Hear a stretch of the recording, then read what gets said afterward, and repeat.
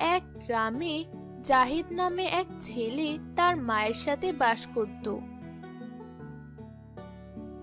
কিন্তু তারা ছিল বেশ গরিব, কোনো সহায় সম্পত্তি তাদের ছিল না। শুধুমাত্র এক টুকরো জমিতে ঘর উঠিয়ে থাকতো তারা। কিন্তু জাহিদ তার মায়ের খুব সেবা করত।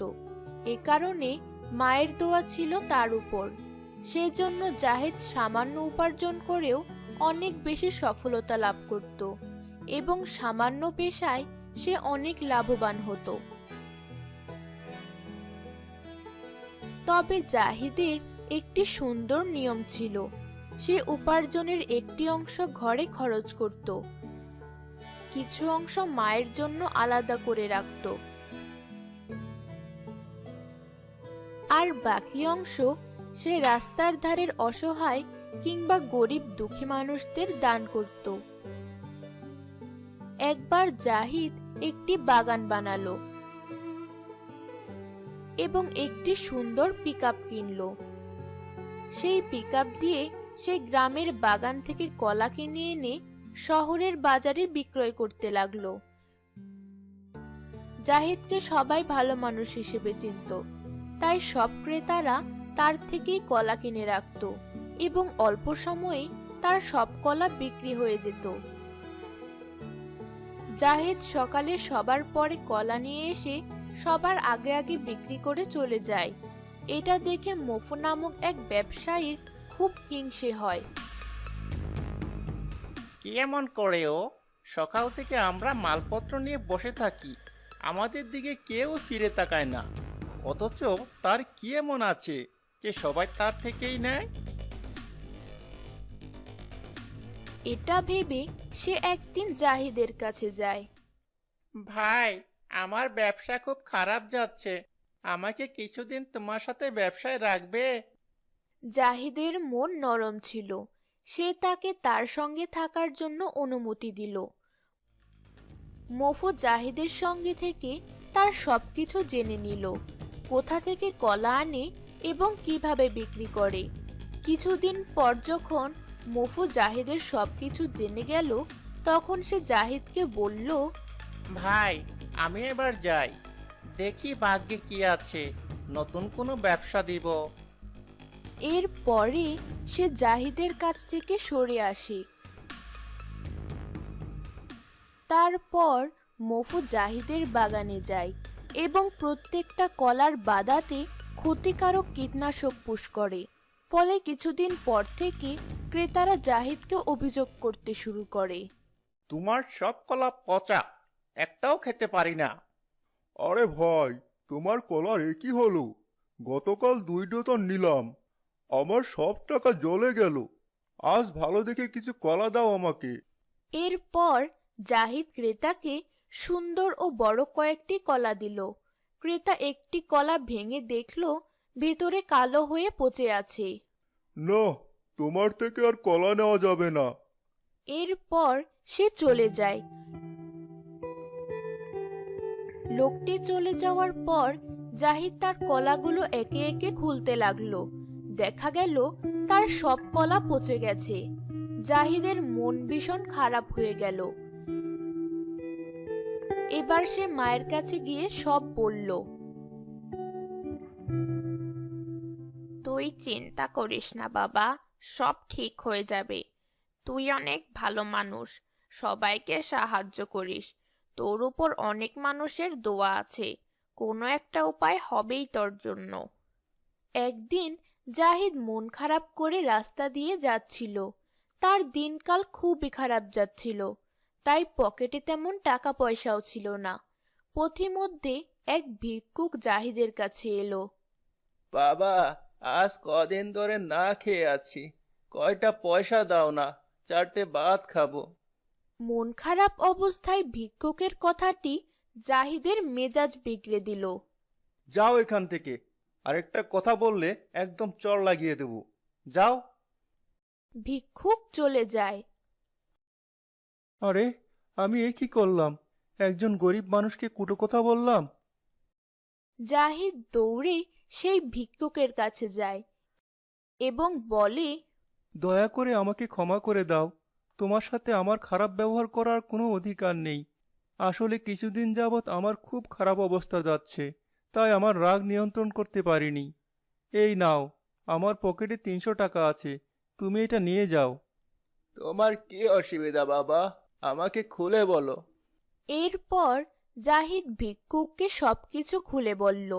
ভিক্ষুকটি কিন্তু আসলে কোনো ভিক্ষুক ছিল না, সে ছিল একজন ছদ্মবেশী সাধক। সে ভালো মানুষদের পরীক্ষা করার জন্য ছদ্মবেশ ধরে ঘুরছিল। ভিক্ষুক জাহিদকে বলল, তুমি এই কাগজটি তোমার বাগানে গেড়ে দিবে এবং আবার কলা বিক্রি শুরু করবে। আশা করি তোমার আর সমস্যা হবে না। এরপর জাহিদ সেই কাগজটি নিয়ে তার ক্ষেতের মধ্যে পুঁতে দেয়। ফলে তার সমস্ত কলার যাবতীয় দোষ ত্রুটি শেষ হয়ে যায় এবং কলা আগের চেয়ে মোটা ও বড় হয়ে যায় এবং দেখতে দেখতে খুব সুন্দর হয়। এ কারণে তার দোকানের ক্রেতা আবার আগের মতো বেড়ে যায় এবং ব্যবসা খুব ভালো হতে থাকে। এটা দেখে মফু বলল, ও, তাহলে সব পচা কলা শেষ হয়ে আবার নতুন কলা এসেছে। দাঁড়া, আবারও দেখাচ্ছি মজা। সে আবারও কলা বাগানে যায় এবং আগের মতো সব করে রেখে আসে। সাধকের দেওয়া তদবিরে তার ক্ষেতের কোনো ক্ষতিই হলো না, বরং সব ক্ষতিকর জিনিস কলা থেকে বের হয়ে পড়ে গেল ও কলা ভালোই রইল। এরপরে মফু লক্ষ্য করল জাহিদের দোকানের ক্রেতা কমেনি, বরং আগের চেয়ে বেড়ে গেছে। এটা দেখে সে বলল, তাহলে আমার এবারের চেষ্টা কোনো কাজে লাগেনি। দাঁড়াও। এটা বলে সে আবার তার বাগানে যায় এবং সব কলা গাছ কেটে ফেলতে চেষ্টা করে, কিন্তু যখনই গাছের গায়ে কোপ দেয় অমনি দা ছুটে এসে তার গায়ে লাগে এবং তার পা জখম হয়ে যায়। আরে আরে, এ কি হচ্ছে, এ কি হচ্ছে? হতচ্ছাড়া, তুই বাগানে জাদু করে রেখেছিস? দাঁড়া, তোকে মজা দেখাচ্ছি। এটা বলে সে তার পিকআপ, যেটাতে করে জাহিদ বাগান থেকে কলা নিত, সেটাকে জ্বালিয়ে দেয়। পরদিন সকালে জাহিদ কলা আনতে গিয়ে দেখে তার পিকআপ কে যেন পুড়িয়ে দিয়েছে। জাহিদের মন আবারও খারাপ হয়ে যায়। এখন সে এত টাকা কোথায় পাবে আরেকটি পিকআপ কেনার জন্য? সে মন খারাপ করে বাড়ির পথ ধরে। পথিমধ্যে তার সাথে সেই ভিক্ষুকের দেখা হয়। তখন জাহিদ ভিক্ষুককে সব খুলে বলে।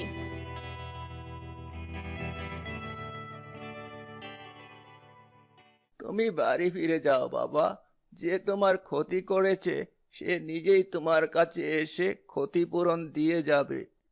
এরপর জাহিদ ঘরে ফিরে যায়। এদিকে সাধক জাহিদের গাড়ির কাছে যায় এবং সেখানের পায়ের ছাপের মাটি নেয় এবং জাদুর সাহায্যে সে মফুকে দেখতে পায়। সে মফুকে একটি জাদু করে দেয়। কিছুদিন পরে মফু তার দোকানে বসেছিল। এমন সময় তার গায়ে আগুনের মতো জ্বালা পোড়া শুরু হলো। ওরে বাবারে, ওরে মারে, মরে গেলুম রে, পুড়ে গেলুম। কেউ আমাকে বাঁচাও, কেউ আমাকে বাঁচাও। পাশের দোকানের একজন এগিয়ে এলো। কি ব্যাপার, পাগল হয়ে গেলে নাকি? কোথায় তোমার আগুন? কিছুই তো দেখতে পাচ্ছি না। আমার সারা গা জ্বালা করছে, মনে হয় পুড়ে যাচ্ছে। এটা বলে সে লাফাতে থাকে। এমন সময় ভিক্ষুক সেখানে আসে এবং বলে, আমি জানি কি করলে তুমি মুক্তি পাবে। আপনি যা বলেন আমি তাই করব। দয়া করে আমাকে মুক্তির উপায় বলে দিন। যত টাকা লাগে আমি দিব। ওরে বাবা রে, আহ! তুমি তোমার সব টাকা পয়সা নিয়ে জাহিদের বাড়ি যাও এবং তার সমস্ত ক্ষতিপূরণ দিয়ে তার কাছ থেকে ক্ষমা চেয়ে নাও। যদি সে তোমাকে ক্ষমা করে তাহলে তুমি ভালো হয়ে যাবে। তখন মফু তার সব টাকা নিয়ে জাহিদের বাড়ি যায় এবং বলে, আমার ভুল হয়ে গেছে জাহিদ। আমি ভুল করে তোমার ক্ষতি করতে চেয়েছি। তুমি আমার সব টাকা নিয়ে যাও, আমাকে ক্ষমা করে দাও। আমি আর কখনো কারো ক্ষতি করব না। আমার কিছুই লাগবে না, আমি তোমাকে ক্ষমা করে দিলাম। তবে তুমি আমাকে আমার পিকআপ কিনে দিয়ে যাবে। এরপরে মফু জাহিদের জন্য একটি সুন্দর পিকআপ কিনে দেয় এবং এর পরপরই তার শরীরের জ্বালাপোড়া বন্ধ হয়ে যায়।